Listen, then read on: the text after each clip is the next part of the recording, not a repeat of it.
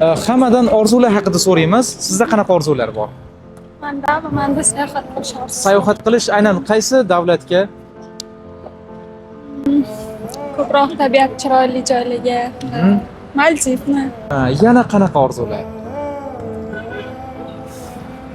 Orzularim ko'pligidan xos qaysi birini? O'sha eng muhimlarini aytishingiz mumkin, esiga kelgan. Ota-onam doim oldimda bo'lishini, hech qachon ularning umri tugab qolmasligini xohlagan bo'lardim.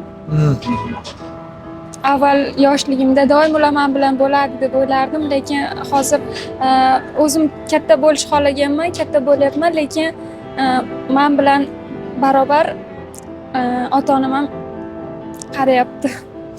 Ha, bu hayot shunaqa, iloji yo'q. Yosh o'taveradi. Shunaqa bo'lmasligini, faqat men katta bo'lishim kerak, ular ham doim yosh bo'lish.